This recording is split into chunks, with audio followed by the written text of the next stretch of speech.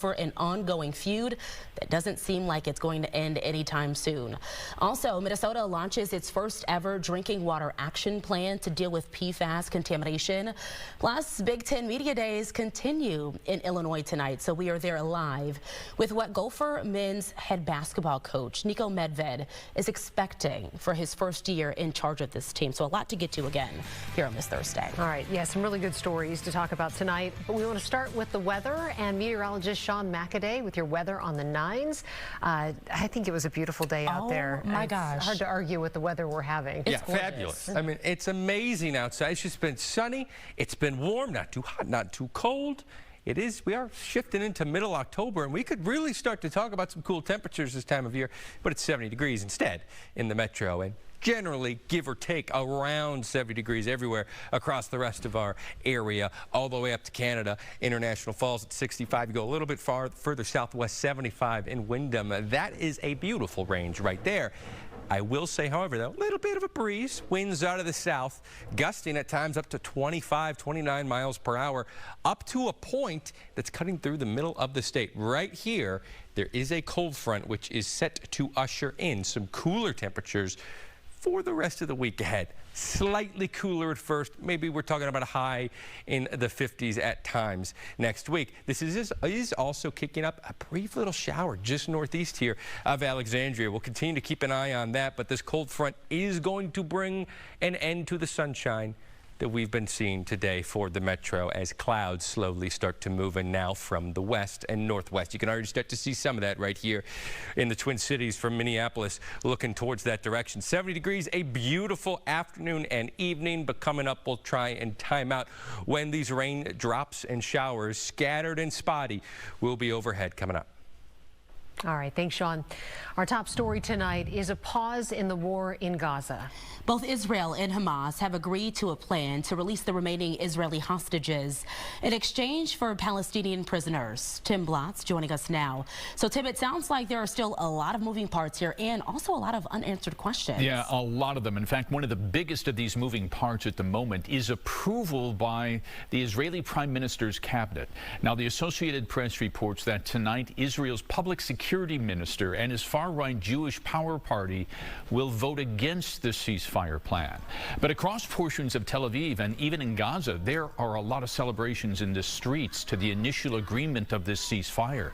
Now, under one of the first terms of President Trump's peace plan, Hamas has agreed to release the remaining living hostages, while Israel agrees to release the Palestinian prisoners. At his cabinet meeting today, the president laid out a timeline. We secured the release of all of the remaining hostages, and they should be released on Monday or Tuesday. Getting them is a complicated process. I'd rather not tell you what they have to do to get them. There are places you don't want to be, but we are getting the hostages back on Tuesday, Monday or Tuesday. Now, under this agreement, Israel will start pulling back its defense forces. Israel's foreign minister believes that this could be the end to the war. We don't have any intention to renew the war, but parts of the commitment is, for example, the disarmament of Hamas, that they will lay down their arms and so on. But again, these are all part of the unanswered questions here, because there's no decision or agreement on how Hamas will demilitarize, and nor is there any agreement yet on who will govern Gaza after this war ends. Kelsey? All right, thank you, Tim. Well, a battle between neighbors is costing taxpayers tens of thousands of dollars. It's been going on for a year, getting nasty at times, and using city resources on an issue that has no end in sight. Fox 9's Corin Scullin joining us now in our newsroom to explain what started all of this. And Corin, I was talking to you about this a little bit ago. It just seems so extreme, a neighbor feud. Oh, it's extreme, all right. We're talking about, this is happening in Shakopee. The primary issue is a very old property line that runs down the middle of a shared driveway. They both accuse the other of starting the feud by blocking the driveway, and then it's just kind of escalated from there.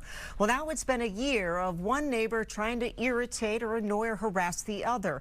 Let's take a look at some of the video that they've sent to me. Now, as of late, Juan Salas has put out signs that say, "Don't feed the crack whore," and "No crack backhoes allowed, with a painted line that kind of displays the actual property line. Neighbor Jessica Kyle says she's never used drugs, and then they both have sent us videos as well of each one taking video of the other one's house and numerous other pictures and videos. It really kind of goes back and forth with all these accusations. They both have restraining orders against each other. Both have violated them, according to police. And what are police saying at this point? It sounds like they've been there just hundreds of times. To say that they are frustrated is an understatement. Police say they've responded to these two properties 232 times in 1 year. That is more than any other property in the city of Shakopee. And then you add in 130 hours of patrol officer time. There have been 465 emails sent to city staff. It just goes kind of on and on and on. Everyone very frustrated, to say the least, pointing out that this is costing taxpayers tens of thousands of dollars, and neither party really seems to care, according to the city. They also say most of this doesn't even rise to the level of being a crime, but it's a civil matter, and it just seems to go round and round and round. No one really seeing an end to all of this, as that price tag just continues to go up. I should say the only thing the two parties do agree on is that police aren't doing their job, but police are like, we've been there hundreds of times. You know, we've filed 99 reports. Most of them aren't even prosecuted. What else can we do? But again, this seems to be more of a civil matter as if you're drilling down to the issue at heart here. Yeah, and no solution in sight. No, not at this point. Lots of court dates ahead. We'll see. Okay. Maybe a judge can figure out something. Something. All right. Thanks, Karen. You still have to see each other also. Well, the dream of home ownership is becoming a nightmare for a couple who bought a brand new Cambridge home last year. The place started literally falling apart almost as soon as they moved in, and they can't get the builder to honor a warranty. Fox 9's Corin Hoggard inspected the home for himself, and he's joining us now live. So, Corin, what did you see? Simone, it is not what you want when you buy a brand new house. This couple has been in that home for a little bit over a year, and already inspectors are telling them they need a brand new roof, brand new siding. They need to excavate the basement to waterproof it. They need new electrical wiring and a whole lot more. And during this entire process, they found out that the builder actually wasn't licensed for the last 6 months. He was working on this home. Actually, at the beginning, he was kind of receptive to their complaints, and he did some cosmetic work for them. But now he hasn't been in communication with them or the Attorney General's office since June. Honestly, it's really sad. We're both kind of just over it, honestly. We're ready to find somewhere else to live, but then you're in the predicament where you can't sell it. That's really been a really emotional roller coaster on both of us.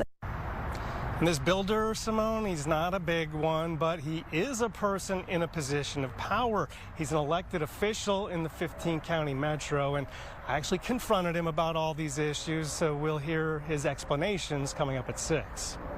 What a nightmare, though, for some of these families, but can't wait to hear what he has to say coming up at 6. Corin Hoggard, thank you, reporting live tonight. Minnesota is launching a 10-year plan to respond to emerging threats contaminating our drinking water.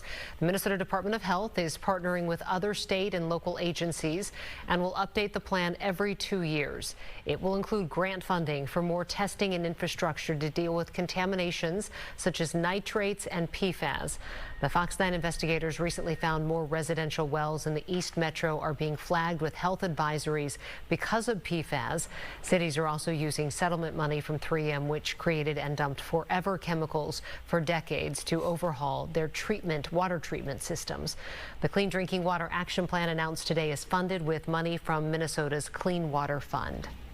And we can actually figure out how to mitigate or avoid those risks in the future. And then we have money to give as grants to help support part of the things that are in the plans. Last year, MDH reported that 97% of drinking water in Minnesota meets federal standards, but 3% of communities are dealing with elevated levels of nitrates and arsenic. In northern Minnesota, crews continue work to contain a wildfire burning George Manitou Crosby State Park. It's being called the Crosby Fire, and it covers 50 acres. It is 0% contained. The fire started Wednesday and is burning in a remote area, making it harder for firefighters to access. And today, fire crews using aircraft to drop water, just like they did yesterday. And they warn against anyone flying drones near that fire. Minneapolis Fire Chief Brian Tyner is set to retire at the end of the year. This comes after more than 3 decades with the department, including 5 years as chief. Tyner, the city's second black fire chief, led through challenges like the pandemic and 2020 unrest. After retiring, Tyner will become executive director at Minneapolis Phyllis Wheatley Community Center. The city is searching nationally for his successor, with an interim chief to be appointed. All right. Yeah, let's take a look at your forecast. I will say I almost didn't know how warm it was going to be when I walked out this afternoon because I come in a lot earlier. So this morning it was kind of chilly. I wasn't going to say cold, but kind of chilly. Yeah, and then I walked outside. I was like, oh, it is beautiful. So great. It's glorious. Nice. Yeah, I mean, this morning you definitely wanted a layer, I would say, especially with the breeze out of the south. Added a little bit of a chill to it for sure. But right now, come on, 70 degrees. It is gorgeous outside. We are going to be cooling down a little bit, and the sun is going to be going away pretty soon in the metro. It's already going away in parts of central and northern Minnesota as there is this cold front swinging on through. This is kicking up a couple of real spotty showers as it goes from west to east. Here's the general area of that cold front. You can see just a little spotty shower right here near Alexandria and a couple more northeast of that. Over the next coming hours, this will be making its way generally eastward from west to east, likely making it towards the I-35 corridor as soon as around 7 o'clock. So that's in about 2 hours' time. That's not too long from now. But as it continues to move through, it could kick up a couple more spotty showers just here and there, kind of behind the front. So don't be surprised if between 7 o'clock, 2 hours from now, and maybe closer to midnight and the very early morning hours, you see a couple of these spotty showers kick up. Here we are at midnight. You have spotty showers all along I-35. And then you're waking up tomorrow morning. It's a little bit cooler. Winds now out of the north. But man, is it sunny? Is it crisp? Is it cool? We'll be talking about how cool it's going to feel for you coming up at times this weekend and next week. All right, sounds good. Thank you, Sean. The puck drops on a new season of Wild Hockey tonight. What we can expect as they start the new season. And it is day 2 of Big Ten Media Days. Men's basketball is the focus today. Ahmad Hicks is live in Illinois for us. Hey, Ahmad. Hey guys, you know Nico Medved took the podium earlier today as the first-year Gophers head coach, and he talked about expectations for this new team and even addressed a preseason poll that has them picked to finish 16 out of 18 teams. We'll talk about that on the other side of the break.